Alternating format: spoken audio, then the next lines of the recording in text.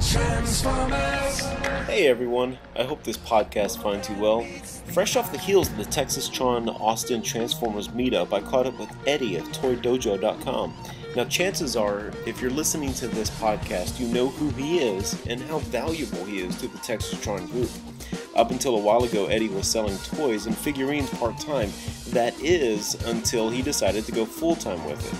Now I convinced him to meet me in a local coffee shop and talk about what it's like to leave a full-time, secure job and go into business for yourself. It's something many people wish they could do. I know for myself that's a fact. But few people are able to do that.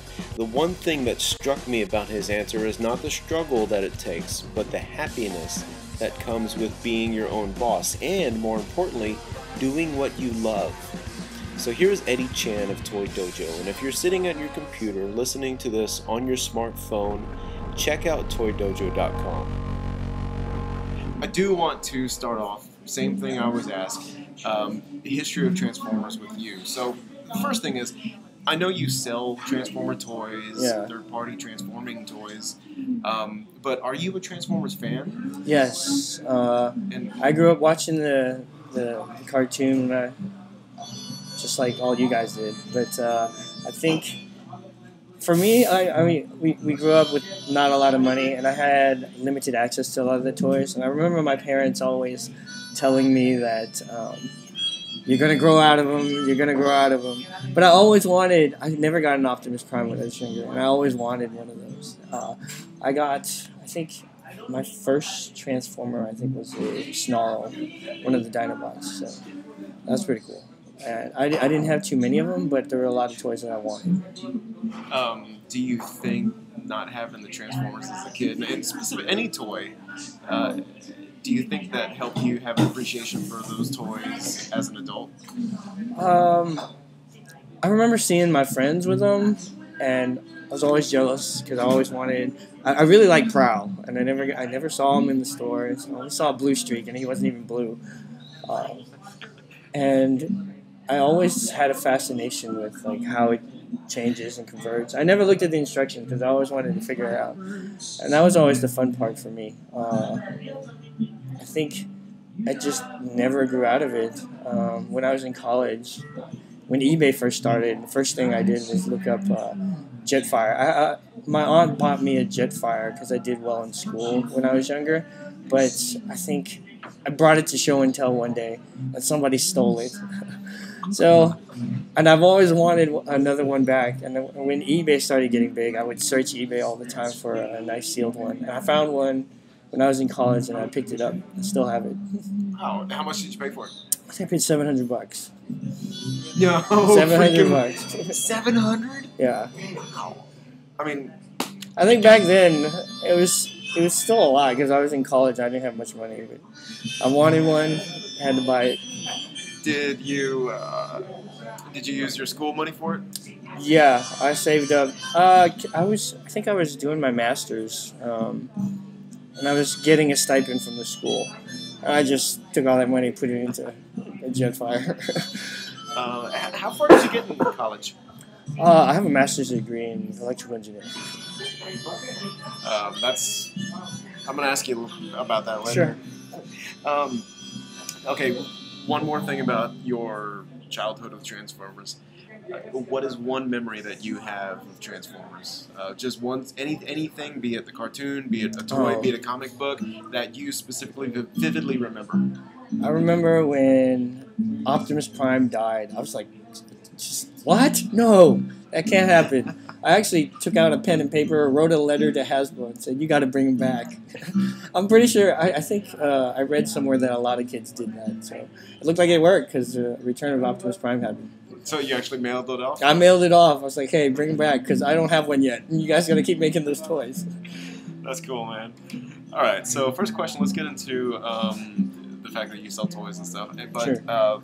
Before we specifically talk about that, how did you go from a full-time job and having a master's degree in electrical engineering to selling toys online? Was there a progression? Yeah, it was a progression. I think when I was in college, eBay and the internet, everything was just starting out. I found they were starting a line in Japan, Transformers 2000, and I wanted the convoy, the fire truck, and to get one of those, I had to pay like a ridiculous amount of shipping from Japan. So what I did was I ended up ordering like 5 or 6 of them, and I just had them shipped here, and I sold the rest to like friends or people who wanted them. And every time something new came out that I wanted, I would just buy a large chunk of them and just distribute the shipping. And I found that it was pretty easy to do that. So what I ended up doing was I got a license to actually like resell items, and then it helped me pay for like little things that I wanted. Like I would import a ton of items and then sell off as much as I could, and then take that money and just reinvest it back in. And that's kind of how it grew from there. I've actually been doing this since college. So you started out a scalper. Kind of, but except I was scalping from Japan. I guess that works. Not really. You couldn't just go to you couldn't really find somebody to, hey, I just went to Japan, pick this up. Yeah.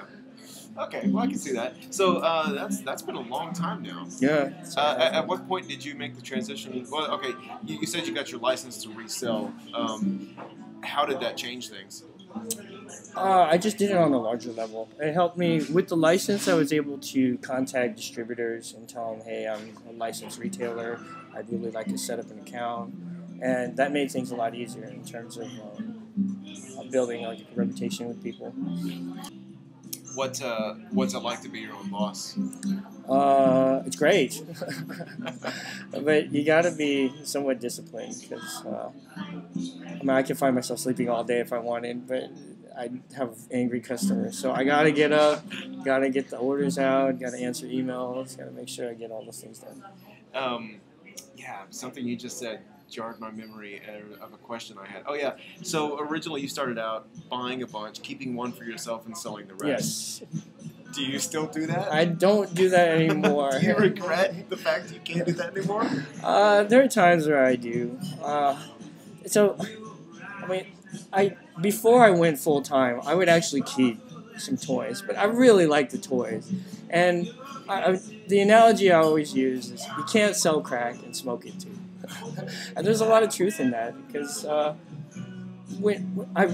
toys are so well made and they're really nice. And when I get attached to them, I just don't want to sell them.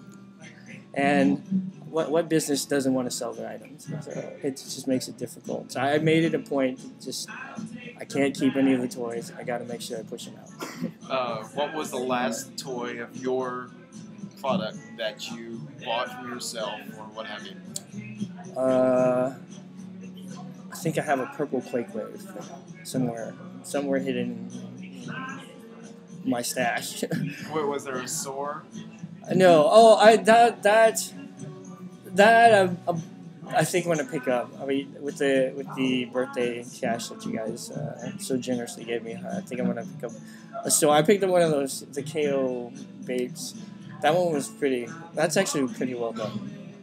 I asked because there was a lot of people that were debating that on. I don't know if you saw it on the Facebook page, but there were a lot of people saying, "Did he pick something up? What did he get? I don't know. I think he got this. He was really in love with SOAR." Oh, I didn't know. Yeah, SOAR was definitely one.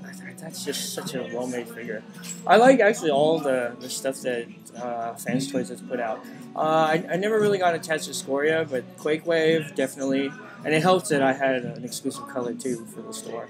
And then you had an exclusive color? Yeah, the gray version. The gray okay, yeah. Okay. My next question I had: where did the name Ed Bomber come from? I mean, I know your name's Eddie, but a friend of mine in high school actually gave me that name. It was a friend. They give me all types of nicknames, and that one just kind of stuck.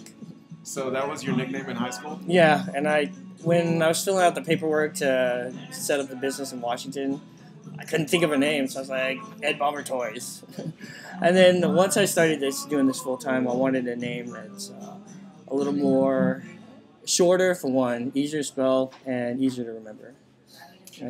Yeah, so you decided to change it from Ed Bomber to Toydojo, and that's why? Yeah, that's one of the reasons, yeah. Okay, that's cool. And so was there Did you think, hey, this sounds cool? Or was it simply just short and easy to remember, that's why? It took, I think it was like a month of brainstorming, debating, going through all these names and running it through friends, running it through like customers. And dojo was, I mean, the definition of a dojo is a place where people meet to usually it's martial arts, but I worked it in so that it's a place where people gather and share one common interest, and that's toys. So the Toy Dojo, that's how it came about.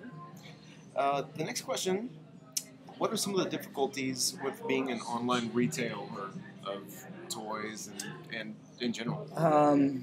Being online, I think it's the price. Price is one of those things. Being a small retailer, my margins are already pretty low, and when you're working online, people can just Google anything. They can get something from China or somewhere else cheaper, and you always get into debates about pricing, and that's I think one of the hardest things.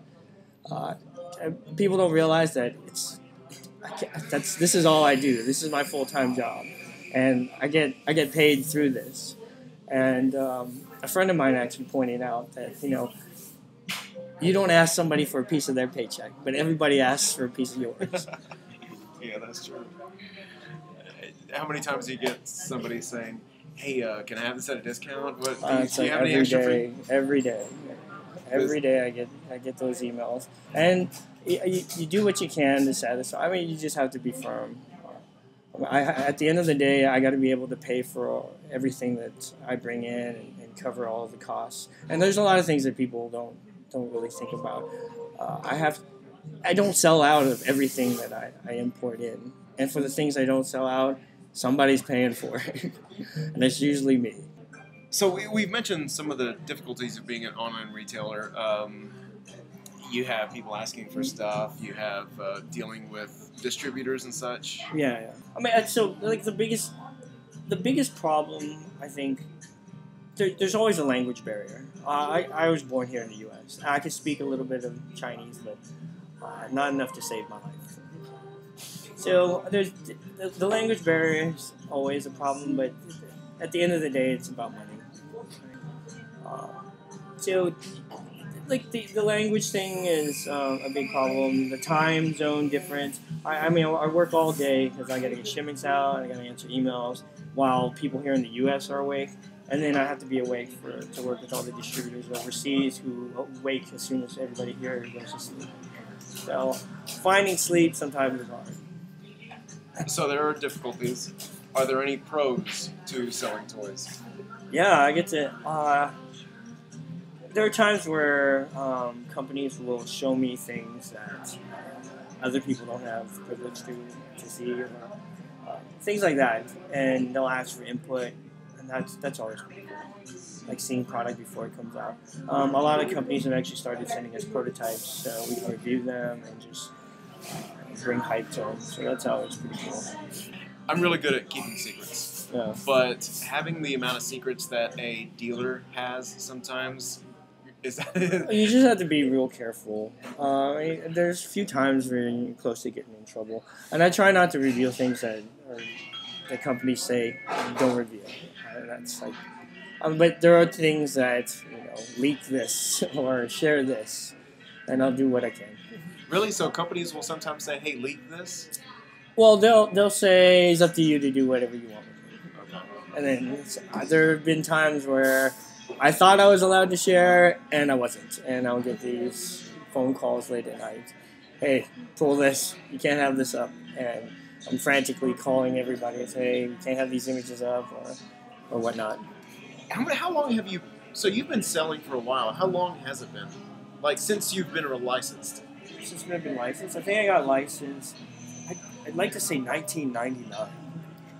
Yeah, it's been a while. And how long when did edbomber.com start? That I don't remember.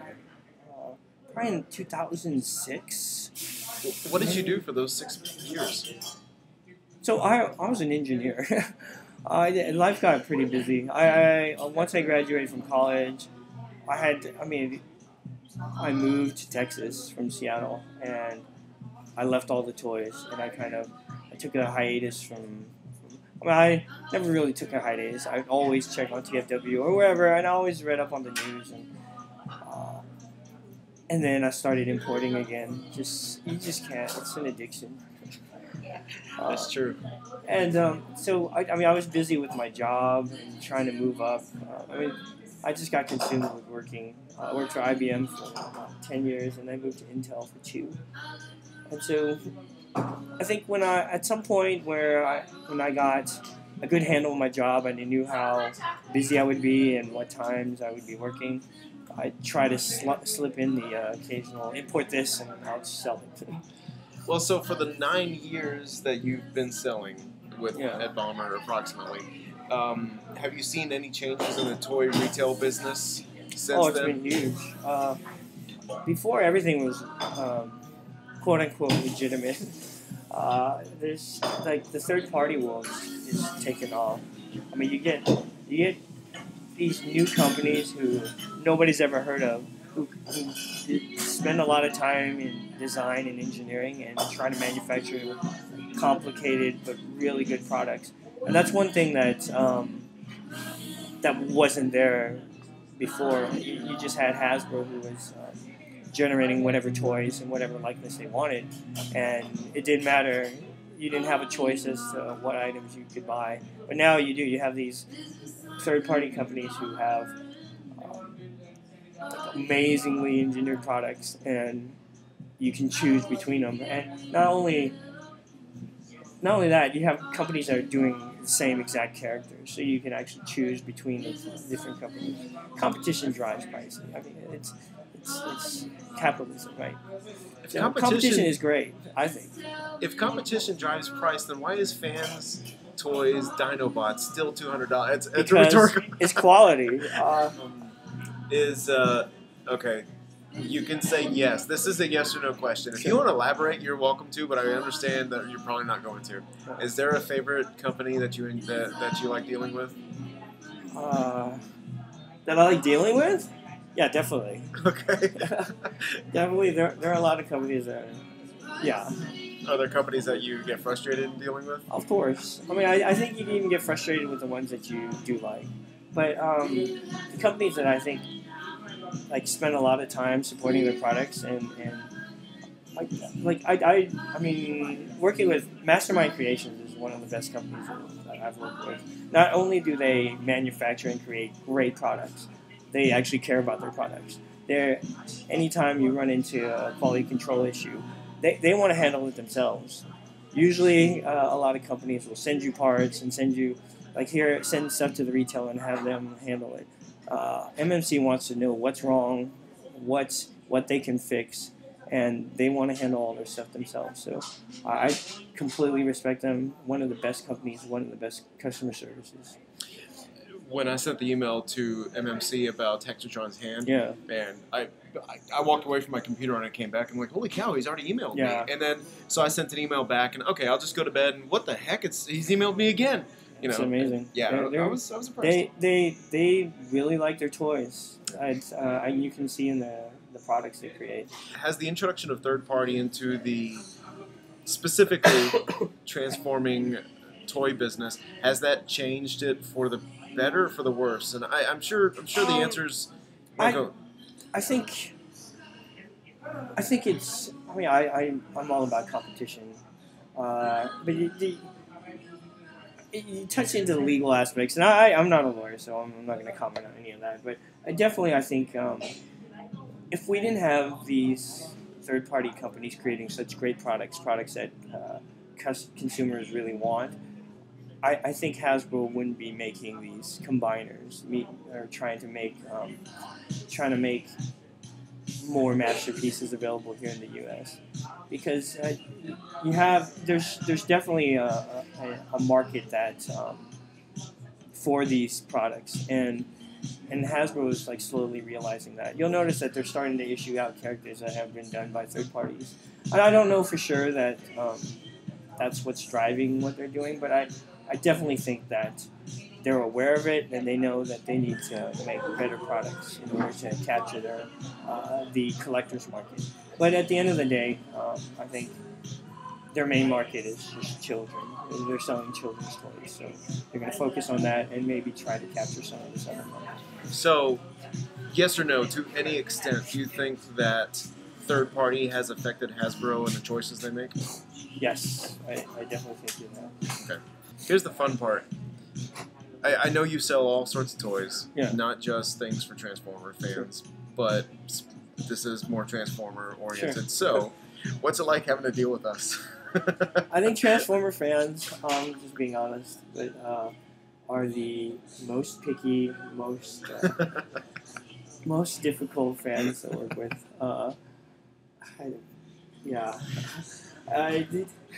There's just, I think it's just the nature of honestly, I'm not really sure. I think maybe because the toys are just so complicated, you have a lot of quality control issues because there's a lot of engineering involved. Whereas with action figures, it's just an arm and a leg. I mean, it's not that simple, but it's much more simple than a robot that converts to a vehicle and back. And then there's always the box thing. I can understand it, but you have customers who are really picky about boxes, and then I understand the collectibleness of it, but some are extreme. Being honest. If you can tell a story, what's the worst experience that you as a retailer had? If you're able to tell a story about that. I probably can't. That's probably a good idea. I can't show that. I redact the question. Yeah. As a Transformers fan, I fully understand, and I apologize on behalf. I think it's Transformer fans make up a huge market in the toy world. I may be just seeing a larger percentage because there are a larger percentage of Transformer customers. Now, I don't know your product and what you have inventory-wise, Yeah. but is the majority of your business Transformer business? Transforming It's a huge robot. chunk. Yeah, we do a lot of Dragon Ball Z stuff, which is pretty popular. Power Rangers, I do Soul Chogogen. The Transformers is a huge market. Transformers and transforming robots. Yeah. What has been as far as Transformers are concerned, what has been your biggest seller? What is like come in and you just cannot keep it in stock, or it's just blown up and? What's blown up? Usually any Masterpiece figure. Once a Masterpiece figure comes out, it flies off the shelf. I think Ultra Magnus is probably like one of the most anticipated figures, and that's been one of the hotter ones. Is there a toy that you would like to keep in stock all the time because it's such a big seller? Anything Optimus Prime, a Masterpiece Optimus Prime. They just always sell for some reason. People want 10s and 20s of them. I would think at this point we'd all be tired of it. I love the mold, the MB10 mold. You would think so, but I don't think they'd be knocking them off if that were the case. But everybody wants a different color. And sometimes I look at it and think, no way is that going to sell. And people will call me and ask me, hey, I want the purple with yellow polka dot Prime. Do you have it? Eva Prime, that sold? Yeah, sold that was out of that one, right? actually that was extremely limited. We couldn't get enough to satisfy all my customers. And sadly. Honestly, Is Quake Wave going to be on that list? Do you think that Quake Wave would be a good seller if he was consistently in stock still? Yeah, I think so. I say that because he is one of my favorite toys. Yeah, that's a really quality product. I think it only recently got replaced by Soar. It really depends on the market. I think there was a time where I had a lot of these Quake Waves and nobody wanted it. And then as soon as it sells out, it's like, oh crap, I really wanted it. That's the mentality of the consumer. So, yeah, I'll buy it later. Oh, sold out. I really wanted it now. I'm still trying to understand that so I can plan. But Is there any method to the madness, or are you just hope no, and pray in and order? so I try to look at the products. There's so many third-party products that come out, and I'd like to carry all of them, but there's just some things that I just have to pick and choose because there are minimum quantities and so forth, and not everything I think is up to par, up to what I think consumers would want. So I'll look at some things, and I can't say that I've brought in just winners every time. My storage would tell me, my warehouse would tell me that I was wrong. But they're definitely like any of the fans' toys items, MMC items. They've done really well. Yeah. Along that same question, what about a dud toy? Has there been any toy that you got in that you were expecting? Definitely. It's not. I wouldn't say. I don't know if it's a dud toy. I think it just didn't move. The King Grimlock. I can say that because Dakar's not going to call me. Well, let's be honest. That Grimlock has been out so many different times. That is true, but it's a really nice one. I think there might have been some QC issues. I'm not completely aware. Well, everybody wanted the throne too, right? Oh, that's okay. Yeah, the throne was complete dead. They showed me pictures of that. I was like, "Wow, that's amazing!" And then I got it, and it's like I think it was made of paper or something close. The competition in the industry has that increased dramatically? I mean, you get your number one, number two. Everybody else below that is kind of competing for another pool. I think the competition has grown a little bit over the years, but the internet is quite big, and I think there's enough customers to satisfy everything. We try to distinguish ourselves by our customer service. We try to answer emails as fast as we can. We try to get our orders out as fast as we can. We're still small, so I mean, we still run into issues like when I think Black Friday is like always.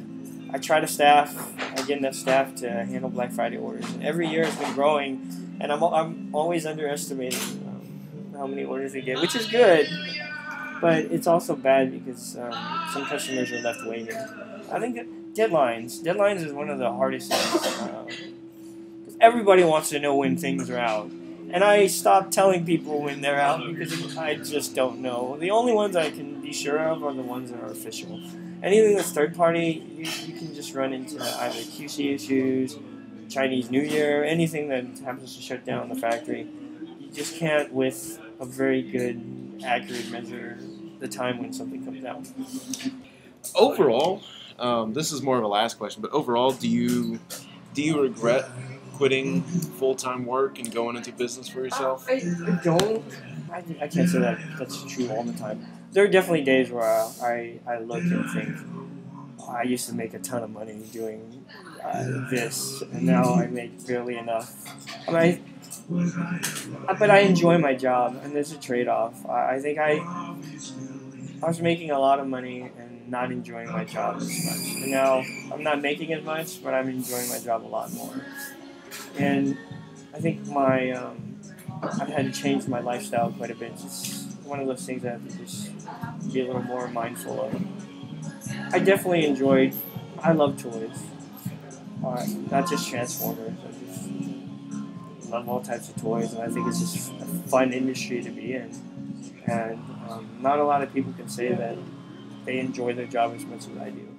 But definitely there are days where I run into nagging customers, orders that won't come in, shipments that get lost, things that get stolen. You run into that with any job, but at the end of the day, when those things are gone, I enjoy it. I like what I do, and it helps that I have a lot of support from friends and family, and I think the Texas community here has been really supportive. Well, I know, I've said this to you several times before, but I admire you for being able to do that, because making that jump to actually talking about it and doing it is not something that I think I can do. It took me 10 years. I think it's been 10 years since I was unhappy with working as an engineer, and every day I thought about quitting. I couldn't make that leap, and then one day I was praying about it, and I just thought, I gotta do it. Life is short, and I can spend my time miserable making a ton of money, or I can enjoy my life a little bit, set my own hours. Actually, honestly, I work more now than I did before, but there's a little more joy because I enjoy what I do. Last question for you: the Jetfire that you bought for $700. Yeah. Is that still in the package? Yeah, it's Oh, still, thank I had it. goodness. I had it AFA graded, and I've picked up a couple more since then. Wow. A little story about the Jetfire. My aunt, the aunt that bought me the Jetfire has since passed. She died of breast cancer, and so Jetfire has a huge piece of my heart. And when somebody stole it from me, it was one of those things. It was, hey, that was a gift for me. And since then, I've had a fascination with the that Jetfire, and every chance I get, it's probably not a good thing. I'll pick them up if I see it at a good deal. I have a couple variants. Do you have now? Does that love for Jetfire extend to like the Generations version and Chronos? No. It's just the original. Just the original G1. Actually, no. You know what? I've seen some customs of one of the Macross ones. They look pretty darn good. I think Chris in our group, he's got one. That looks amazing. Yeah. I'd love to have one of those done someday, but I don't know. It's pretty pricey. Yeah. Well, man, I appreciate it. Yeah, I'm all out of questions, so I'm gonna say thank you very much. Oh, thank you. This was fun.